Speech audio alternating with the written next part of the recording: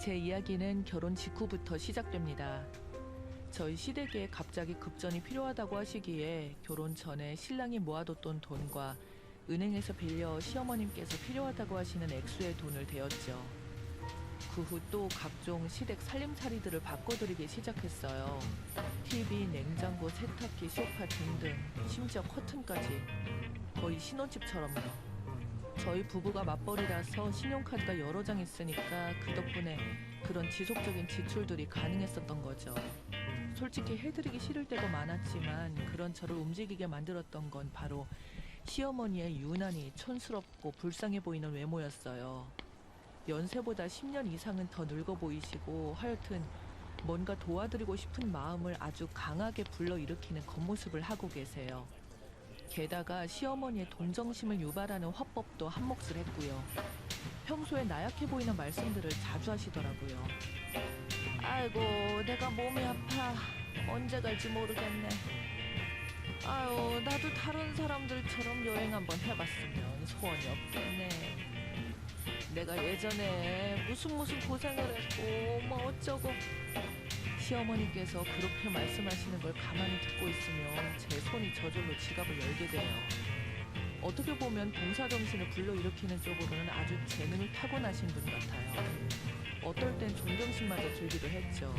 근데 서서히 반전이 일어나기 시작했어요. 시어머니께서 최신 유행하는 옷과 액세서리들을 사모으기 시작했고 심지어는 가방은 루이비통 같은 걸 사셨어요. 또 연예인 수준의 눈 화장에다 볼터치에다가 시어머님께서 20대 시절엔 정말 예뻤다고 하시면서 마치 20대로 돌아가고 싶어 하시는 듯한 모습까지 보였어요. 사실 그런 노력들 덕분인지 적어도 뒷모습만큼은 30대 정도까지 근접하기는 했어요. 그렇게 촌티가 나던 시어머니 외모는 완전 변신을 했고 나약했었던 그분의 말투는 점점 터프하게 변하게 되었어요. 여러분들이 아시는 수많은 쌍시옷자 들어가는 말들에다가 심지어 영어로 된 욕도 쓰셨고 F가 들어간 그런 말들이요. 거기다가 더해 물건을 집어 던지기랑 소리 지르기 등등 아주 기본 중에 기본이었고 본인의 딸한테조차 망할년 어쩌고 등등 거친 말씀도 하시고 차마 여기에 쓰기도 부끄러울 정도의 욕을 매일같이 들어왔어요. 아주 엉망으로 변해갔죠. 시어머니는 평소에 약간의 감기 기운만 있어도 약을 아주 독하게 지어달라고 해서 선생님께 말을 해서 일부러 빈속에다가 독한 약을 드시고는 장에 탈이 나서 입원하고 병을 만들어서 그렇게 병원과 함께 세월을 보내고 게다가 병원에서는 무조건 컴퓨터만 찾았어요. 의학 상식은 거의 전문가 수준이고 TV에 방영된 병만 봐도 그거 검사해봐야 한다고 병원으로 직행을 했어요. 그래서 지방부터 서울까지 대학병원을 수도 없이 드나드셨고요. 하지만 그때마다 아무 이상이 없었고 오히려 연세에 비해 너무 건강하다는 말만 들었고 심지어 여러 의사 선생님께서는 연세보다 더 건강하세요 라는 말까지 들으셨습니다. 작년 초에는 7월 달에 저희 가족이 휴가 중이었었는데 큰 병원을 가서 반드시 MRI를 찍어야 한다고 하기에 저희 식구가 휴가지에서 바로 시댁으로 복귀했던 적이 있었어요. 그런데 저희 시어머니가 그러신 것이 하루 이틀이 아니었어요. 어처구니가 없었죠. 그렇게 찍은 MRI는 당연히 아무 이상 없었어요.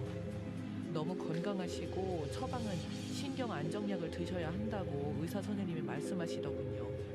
진짜 팔에는 아무 문제 없던데 왜 그러는 건지 모르겠어요. 아마도 어쩌면 시어머님께서 저희 가족이 휴가를 보내는 게 짜증나서 어떻게든 방해할 핑계를 찾다 보니 그런 게 아닌가 하는 그런 생각까지 들더군요. 그런데 여기서 더욱 저를 짜증나게 했던 것은 이렇게 매번 당하면서도 항상 시어머니 하자는 대로 다 해야만 한다고 주장하는 우리 남편이에요. 시어머니는 아침에 기상 후에 본인의 신체를 쭉 살피는 시간을 가져요. 그런 후에 못 보던 작은 점이라도 발견되면 점을 빼러 가세요. 피부에 아주 작은 뽀드락지 하나 생기면 피부과로 직행해요. 병원에서 조치가 안 된다고 아무리 말려도 소용없어요. 사람이 큰일 나게 생겼는데 그냥 둘 거냐며 하도 소란을 떨어서 결국은 좁쌀만한 상처들 하나하나 다 소독하고 치료하고 약을 처방받으셨어요. 하여튼 약간만 이상해도 무조건 병원으로 직행하시는 거예요. 아무래도 큰 병이 된 것 같다고 하면서요. 진짜 병원비도 어마어마하게 들었죠. 최근에는 산부인과를 찾아가 각종 섬진까지 받으시고 왔어요. 아무 이상도 없는데 매번 그러는 시어머니 덕분에 1년 병원에만 쓴 비용이 거의 900만 원이 넘게 들어요. 게다가 틈틈이 입원해버려서 제가 또 병실로 찾아가 봐야 되기 때문에 시간도 돈도 많이 들어요. 그러기를 한 3년을 하다 보니 이제는 더 이상 갈 병원도 없어지고 진료하시는 의사 선생님 한 분은 차라리 심리치료를 해드리라고 권해주더군요. 그러나 저희 시어머니께서 정신병원은 또 절대로 안 간다고 아주 난리를 치셨어요. 그 이후부터는 좀 잠잠해졌어요. 그리고 시어머니 생신 때마다 한바탕 전쟁이 시작되는데 저희가 선물 뭐가 필요하냐고 직접 말씀을 드렸는데 아무것도 필요 없으니까 사오지 말라고 하셨다가 생일날 전부터는 딸을 동원해서 엄청 전달해요. 선물로 무엇을 해달라, 명품백을 사달라, 해외여행을 시켜달라 등등. 실제로 시어머님께서 해외여행은 엄청 다니셨어요. 막상 생신날이 되면 집에 식재료가 있으니까 몸만 오라고 했다가 나중에 저희가 왜 아무것도 안 사려고 하냐고 하면 거짓말을 해버려요. 매번 그런 식이에요. 어쩌다가 가족 모임이 있으면 밥 숟가락을 여러 번 들었다 놨다가 하면서 또 젓가락으로 음식을 뒤적거리면서 오늘은 밥이 잘 안 먹히네. 내가 요즘 몸이 안 좋아진 것 같아. 라고 하시며 식구들의 관심을 엄청 끌다가 저랑 둘만이 있을 때는 밥 통째로 엄청난 양으로 한 그릇 뚝딱 하시고 그럴 때는 5살 아기 같기도 했어요. 그런 시어머니에게 환갑이 다가왔어요. 워낙에 생일에 예민하신 분이라서 환갑이 대단했죠. 연초에 저희가 2가지 제안을 드렸어요. 첫 번째는 유럽 여행, 두 번째는 지인들과 파티. 그랬더니 하시는 말씀이 요즘 환갑이라고 파티 같은 거 하는 사람이 어딨냐고 당연히 해외여행을 다녀오겠다고 하셨어요. 생일날 당일은 아무래도 바쁠 테니 미리 다녀온다고 하시면서 엄청 비싼 패키지 여행 상품으로 직접 예약까지 하고 다녀오셨어요. 그러다가 환갑 일주일 전 시어머니께서 친구들 보기 부끄러워서 생일날 그냥 있을 수가 없다고 하며 국내 여행을 또 하셨어요. 그리고 생일 당일날 친척 지인분들 다 불러내 뷔페 예약해 놓았다고 하시면서 이제 와서 뭐 어쩔 수 없다고 저희 보고 카드를 달라고 하셔서 그걸로 결제를 했죠. 어쨌든 그렇게 해서 시어머니 환갑을 위해 저희는 1,000만 원 넘게 지출을 해야만 했어요. 저희 부부는 원래 시작했을 때부터 맞벌이였기 때문에 전셋집에 살면서 맞벌이를 하고 있는 상황이었어요. 저희 사정을 알면서도 1,000만 원이 넘는 액수의 돈을 아무 생각 없이 쓴다는 게 도저히 이해할 수 없었어요. 아무리 자식된 도리를 다 해야 한다고 해도 저희 시어머니는 달라도 많이 달랐어요. 아들 가진 대한민국의 시어머님들이 다 그런 식으로 사는 게 아니잖아요. 유독 저희 시어머니가 심하신 것 같아요. 어쩌다 저희가 급한 볼일이 있어서 시어머님께 아이들을 맡기면 흔쾌히 봐준다고 하시고선 나중에 가서는 너무 힘들다고 온갖 시댁 식구들한테 다 연락을 해서 아주 힘들어서 못 살겠다고 하셨어요. 힘든 자기 좀 보러 오라고 난리를 쳤죠. 나중에 저희 아이들 찾으러 가보면 아주 그냥 가관도 아니었어요. 물론 시댁 식구들을 한자리에 모여놓고 저희 부부에게 쏟아지는 눈총이 아주 장난이 아니에요. 정말 괴로워 죽을 것 같았어요. 한편 오늘은 저희 남편이 참 불쌍하다고 생각했어요. 저렇게 부담스러운 엄마 밑에서 자라면서 얼마나 힘들었을까 하고 생각을 해요. 근데 정신 차리고 보면 남편이 자기 엄마가 이상하다는 생각을 거의 못하는 것 같더라고요. 신랑 어릴 때 얘기를 들어보면 시어머니는 툭하면 아프다고 자리에 들어눕고 하늘나라 가버린다고 악에 받쳐서 소리치면서 정작 별로 해롭지도 않은 약을 억지로 잔뜩 마시고 병원에 실려가서 위세척을 했대요. 정말이지 한시도 편할 날이 없었던 것 같더라고요. 그래서 남편도 적응이 돼서 아무렇지 않게 생각하는 것 같았어요. 오히려 제가 이상하다는 듯 행동을 했어요. 자식들 살림살이 어떻게 되든 말든 병원비에다가 여행에다가 생신에다가 덕분에 결혼 몇 년간 저희 살림은 늘어날 가망이 전혀 없었어요.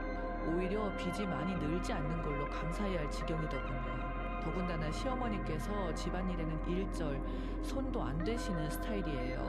며느리 시집살이 시킬 수 없다면서 우리 집 부엌은 근처에도 안 가셨는데 남편이 없어지면 냉장고를 열어서 정리가 이게 뭐냐면서 물건 내던지고 저를 심하게 야단치셨어요. 제가 참 돌아버릴 것 같았습니다. 부모님이 살아계신 것만으로도 다행이니 감사하게 생각하고 효도하면서 살아가자. 부모님의 은혜로운 부분만을 생각하며 잘해드리자. 그런 식으로 생각을 바꾸어 보려고 노력을 많이 했었지만 정말 사소한 불만이 있어도 제 눈을 보면서 거친 말을 쏟아내는 시어머니를 보고 있으면 그 미움의 감정을 말로 다 표현할 수가 없네요. 그래도 부모님 계실 때 잘하자. 그렇게 머리로는 이해하는데 마음은 그게 잘 안 됐어요. 저도 감정이란 게 있으니까요. 그래도 잘 살펴보려고 심리학에 관련된 서적들도 많이 보고 어떤 날은 피해 심리 같은 것에 대해서 연구해봤어요. 시어머니 말씀으로는 젊으셨을 때 너무 고된 시집살이를 해서 가슴에 화가 맺히셔서 그렇다고 하더군요.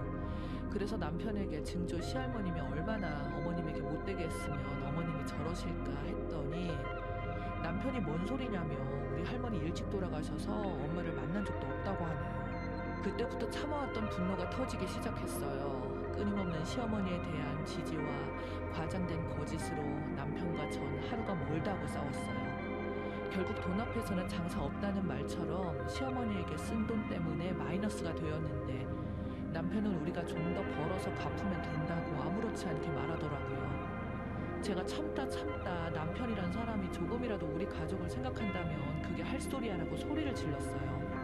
시어머니의 행동은 정상이 아니라 우리 모두를 파괴하고 있다고요. 하지만 남편은 단호했어요. 우리 엄마를 이상한 사람으로 생각하는 네가 더 이상한 건 아니냐며.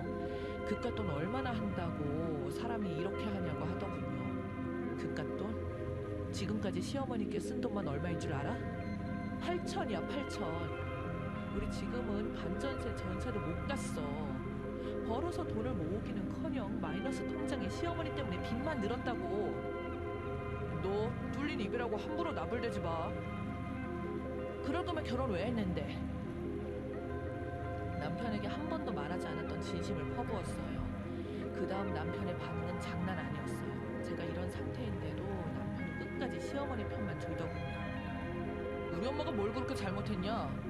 부모인데 뭐가 그리 못마땅한 거야? 남편의 말과 행동에 이혼을 결심했죠. 이왕 이렇게 된 거 할 말은 했어요. 야, 그럼 네 엄마가 비정상이지 정상이냐? 그건 정신병이야. 솔직히 병원에서도 정신과 가보라고 했는데 인정 안 하는 건 너랑 네 엄마잖아. 네가 볼 때야 약한 척 하겠지만 내 앞에서는 괴물이고 악마야. 매번 사람들 앞에서 입맛 없다고 약한 척 하다가 나랑 있으면 어떤 줄 아니? 그냥 밥 통째로 다 먹어. 그걸 알아? 네 집 주제에 이 루이비통이 말이 되니? 네가 언제 나 루이비통 백 사준 적이나 있어? 돈도 없는데 뭐 맨날 명품이야? 얼굴에 보톡스는 어떻게 진짜 못 봐주겠어. 어차피 난 너랑 살 생각 없어. 할 만큼 했고 돈 한 푼 없는 집안 남은 것 가지고 갈 곳도 없어. 꼴도 보기 싫어. 네 어린 시절은 어땠을까? 불쌍해서 같이 살아줬더니 역시 피는 못 속이는구나. 너도 네 엄마 모시고 잘 살아. 내 앞에서 당장 꺼져. 남편은 당당히 엄마 편을 들었고 안 그러던 제가 그런 게 이상했는지 자기도 평소에 안 하던 눈웃음을 치면서 왜 그래? 엄마가 그런 거 한두 번도 아니고 자기가 이해해. 내가 잘할게.